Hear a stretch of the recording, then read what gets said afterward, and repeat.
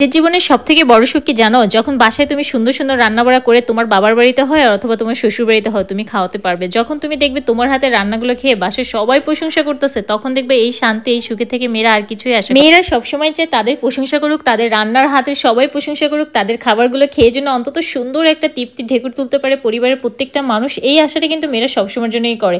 আর এইজন্য মানে চুলার তাপে পুড়ে, পুড়ে গরমের ভিতর দাঁড়ায়, দাঁড়ায় কিন্তু মেয়েরা অনেক সুন্দর, সুন্দর রান্না করে থাকে। বাসায় যদি কোনো কিছু নাও থাকে দেখবা মেয়েরা অনেক স্বল্প জিনিস দিয়ে অনেক সুন্দর, সুন্দর এমন, এমন রেসিপি তৈরি করে ফেলতে পারি আমরা যে মানে খেয়ে মনে হচ্ছে যেন কি না কি অমৃত রান্না করে ফেলছে। ২ প্লেট ভাত খেয়ে ফেলতে পারবো। এই যে যেমন আজকে আমার বাসায় হচ্ছে কোনো তরকারি ছিল না, ১ পিস মাত্র মাছ ফ্রিজে পড়েছিল। তো আমি কি করলাম, মাছগুলোকে একটু ভাইজা নিয়ে আলু-টালু ভাইজা এগুলোর জন্য একটা সুন্দর আজকে ভর্তা বানাবো। তো ভর্তাটা বানানোর জন্য কিছু টমেটো আমি এখানে খুব সুন্দর করে ভাইজা নিলাম। ভাইজা ভেজে টমেটোগুলোকে আর হচ্ছে যে তোমার এই মাছ আর এই আলু দিয়ে আজকে এত সুন্দর একটা রেসিপি আমি তৈরি করলাম। ঠিক আছে, আমার বাসার প্রত্যেকটা মানুষ খেয়ে ভাবলো যেন আমি কি না কি রান্না করে ফেললাম আজকে। কিন্তু কিছু পুরুষ মানুষ আছে যারা রান্নার প্রশংসা করতে পারে না, যারা তাদের ওয়াইফদের ভালো ভালো কিছু বলতে পারে না, বলতে গেলে জন্য তাদের লজ্জা লাগে। ঠিক আছে, তো এই লজ্জা শরম থেকে বের হয়ে যদি পুরুষ মানুষ সামান্য একটু আলু ভর্তা খেয়ে প্রশংসা করে, তাহলে এর থেকে শান্তি কিন্তু আর কিছুতেই লাগে না। তো যাই হোক, আমি এখানে ভর্তাটা তৈরি করার জন্য দেখো মাছের কাঁটাগুলো বাইসে ফেলছি আর খুব সুন্দর করে একটু ঢং ঢং ঢং ঢং করে অভিনয় করতেছিলাম। অভিনয় করতে তো আমার অনেক ভালো লাগে, কিন্তু আমি নায়িকা না। এই যাই হোক, মাছের কাঁটাগুলো বাইসে আমি এখানে সুন্দর করে আলাদা করে নিয়েছি আর খুব ঝাল দিয়ে দিয়ে আজকে ভর্তাটা তৈরি করবো। আর বেশি পরিমাণে পেঁয়াজ দেবো।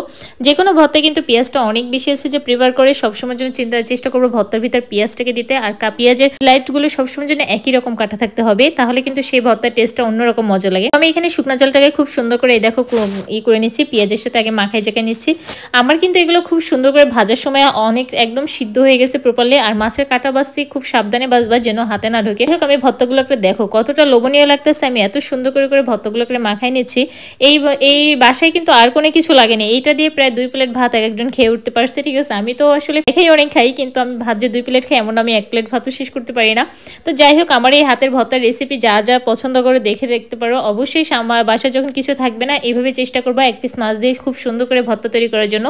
আর মন ভরে তৃপ্তি ভরে পরিবারের সবাইকে খাওয়ানোর চেষ্টা করবা। পরিবার খুশিতে সবাই খুশি, সেটা স্বামীর বাড়ি হোক, শ্বশুর বাড়ির লোকজন হোক, যাই হোক না কেন। মেয়েরা সবসময় চায় তাদের পরিবারের মানুষদেরকে এত সুন্দর সুন্দর রেসিপি করে করে খাওয়ানোর জন্য, কিন্তু দিন শেষে যদি একটু জাস্ট একটু প্রশংসা পায় তাহলে কিন্তু আর কিছুই লাগে না।